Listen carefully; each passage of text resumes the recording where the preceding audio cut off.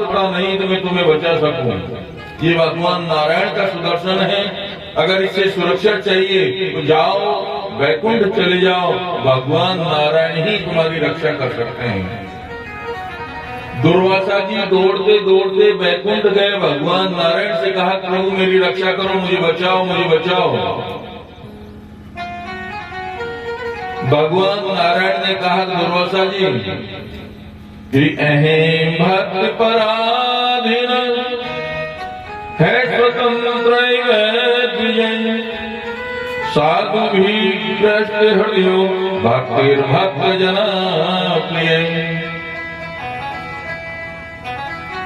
दुर्वासा जी, हम तो भक्तों के अधीन हैं, हम तुम्हारी रक्षा नहीं कर सकते।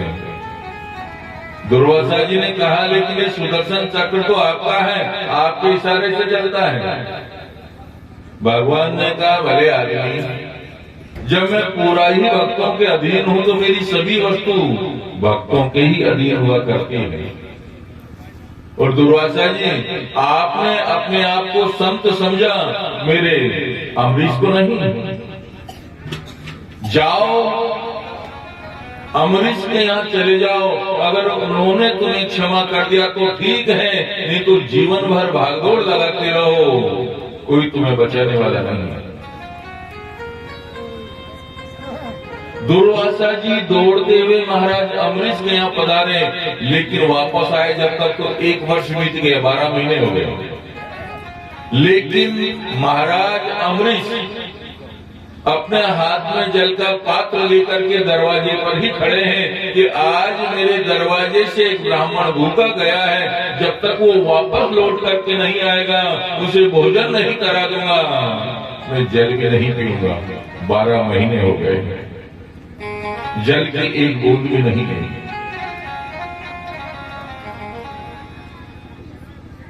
दुर्वासा जी दौड़ते दौड़ते महाराज अम्बरीश के चरणों में प्रणाम करने लगे। महाराज अम्बरीश ने कहा कि उल्टी गंगा मत बहाओ महाराज, हम संतों के चरणों के दास है, आप हमें प्रणाम करो, ये शोभा नहीं देता। दुर्वासा जी ने कहा वो बात तो ठीक है, अपने पहले ये सुदर्शन चक्र को शांत करो। महाराज अम्बरीश ने हाथ जोड़ करके कहा, फिर सुदर्शन जी, मैंने संतों की सेवा की है, गौ सेवा की है, ब्राह्मणों की सेवा की है, तो हे सुदर्शन जी आप शांत होकर के लौट जाओ। ऐसा कहते ही सुदर्शन जी शांत होकर के लौट गए। आज समझ पाए हैं दुर्वासा जी कि भगवान के भक्तों की महिमा कितनी है। देखो कई लोग कहते हैं ये दुर्वासा जी बड़े क्रोधी स्वभाव के हैं, जब देखो किसी को भी श्राप दे देते हैं, जल्दी ही इनको क्रोध आ जाता है। विश्वामित्र जी भी बड़े परीक्षक हैं, जब देखो जिसकी परीक्षा लेने लग जाते हैं। मैं कहता हूं कि ये जो महात्मा हैं ये भक्तों के प्रचारक हैं। दुर्वासा जी जानते थे कि महाराज अम्बरीश बहुत बड़े भक्त हैं भगवान के, लेकिन पड़ोसी नहीं जानता कितना बड़ा भक्त है। कैसे लोगों को मालूम चले, इसलिए दुर्वासा जी ने ऐसी लीला की है। और आज हम दुर्वासा जी की यहाँ कथा सुनने के लिए बैठे हैं। विश्वामित्र जी जानते थे कि राजा हरिश्चंद्र कितने बड़े सत्यवादी हैं, लेकिन कोई नहीं जानता था। तो विश्वामित्र जी ने परीक्षा ली राजा हरिश्चंद्र की। आज हम हरिश्चंद्र की कथाएं सुनते हैं। ये भक्तों के बहुत बड़े प्रचारक हैं, भक्तों का प्रचार करने वाले महात्मा हैं।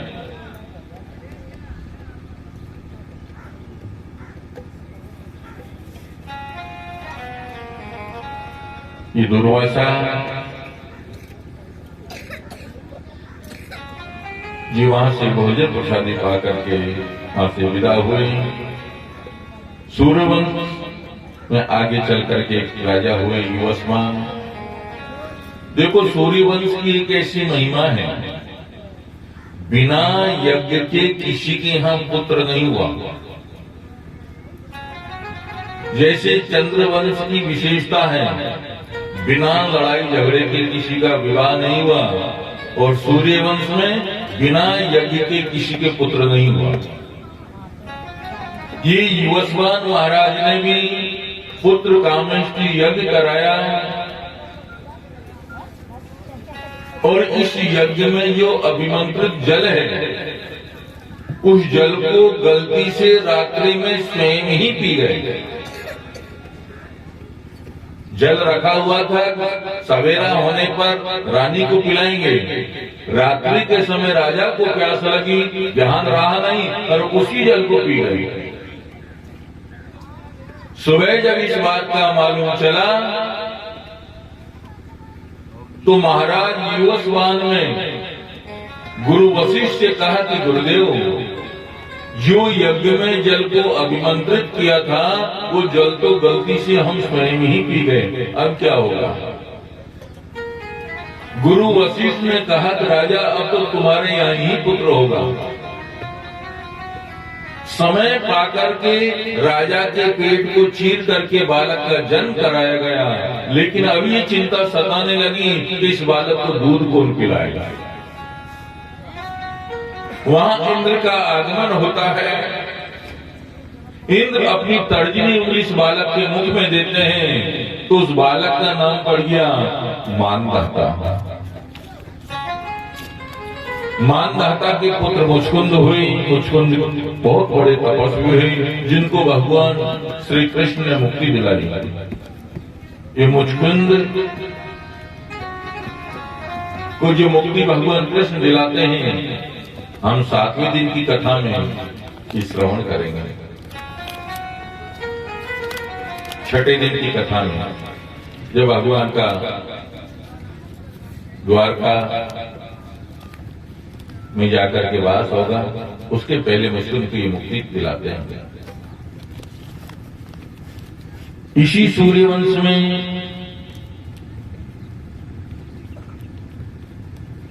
कई राजा हुए हैं, त्रिवंदन हुए हैं, त्रिशंकु हुए हैं, महाराजा हरिश्चंद्र हुए हैं, जिन्होंने सत्य पालन के लिए अपना सर्वस्व लुटा दिया।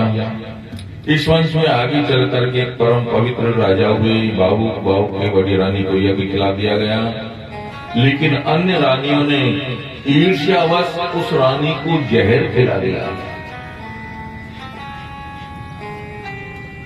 गुरु वशिष्ठ को जब इस बात का मालूम चला तो गुरु वशिष्ठ ने अपनी मंत्र शक्ति से इस बालक की रक्षा की। जब इस बालक का जन्म हुआ तो अन्य रानियों ने ये जहर खिलाया था, वो जहर की पोटली उस बालक के सिर के ऊपर ही बंधी हुई आ गया।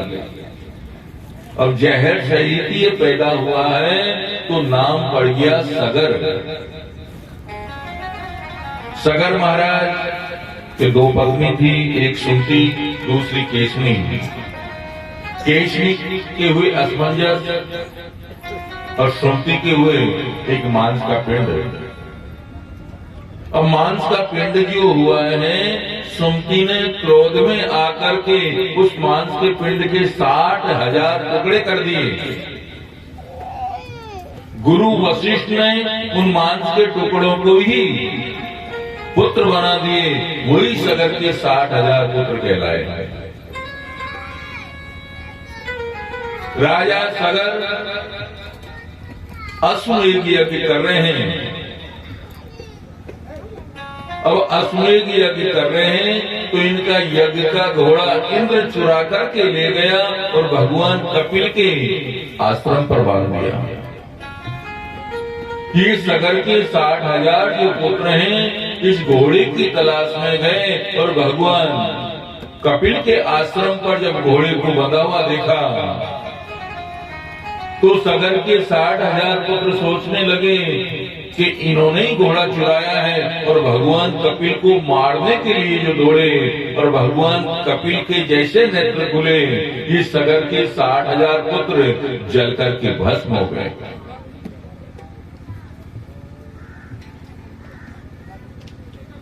असमंजस के पुत्र अंशुमान ने बहुत तपस्या की भगवान कपिल की। और भगवान कपिल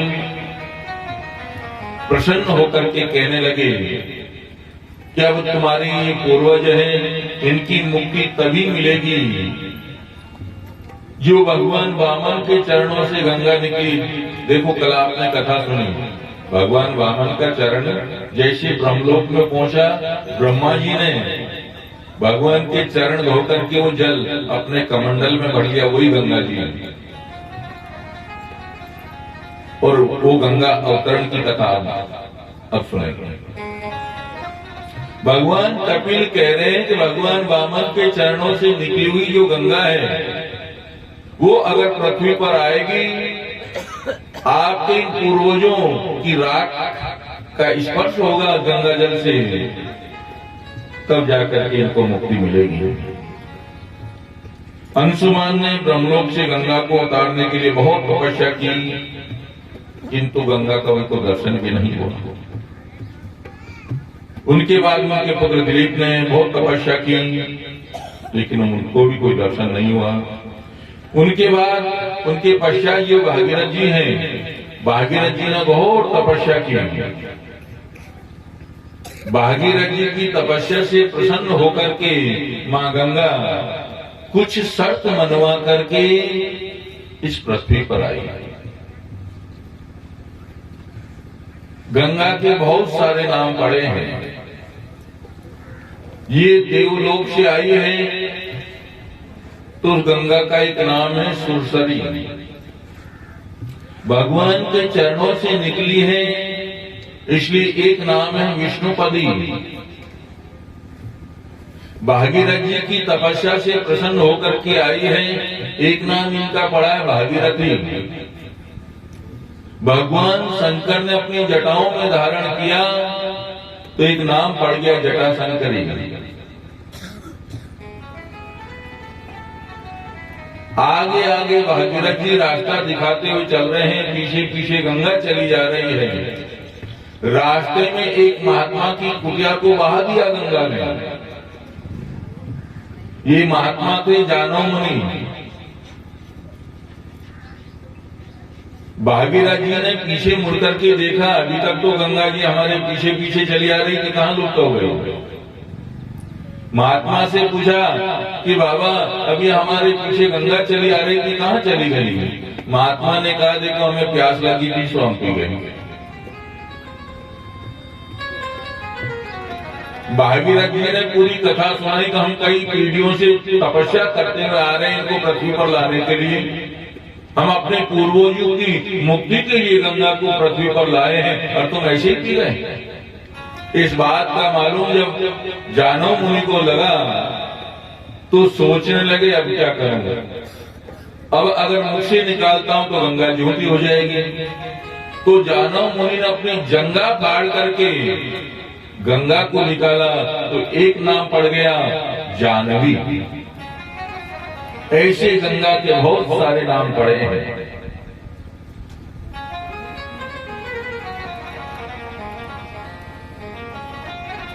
इस वंश में महापराक्रमी भागीरथ के वंश में खटवांग हुए, देवदबाऊ हुए, रघु हुए। रघु की कीर्ति बहुत फैली। रघु वंश इन्हीं के नाम से प्रसिद्ध हो गया। इनके बाद इनके पुत्र दिलीप, अज हुए, अज के हुए दशरथ। दशरथ महाराज ने 3 विवाह किए लेकिन कोई पुत्र हुआ नहीं। गुरु वशिष्ठ के पास जाकर के कहने लगे कि गुरुदेव ऐसा कोई प्रयास करें कि हमारे बाद हमारे राज्य को संभालने वाला तो पैदा हो। गुरु वशिष्ठ ने श्रृंगी ऋषि को बुलाया, पुत्र कामेष्टि यज्ञ कराया। इसमें जो चरु का प्रसाद निकला, महाराज दशरथ को देते हुए गुरु वशिष्ठ ने कहा कि राजन ये प्रसाद अपनी रानियों को बांट देना। महाराज दशरथ ने उस प्रसाद में से आधा भाग अपनी रानी कौशल्या को दिया और आधे में से आधा आधा माता कैकेयी और माता सुमित्रा को दिया। लेकिन वर्णन ऐसा आता है कि माता सुमित्रा का जो प्रसाद है कोई पक्षी लेकर के उड़ गया।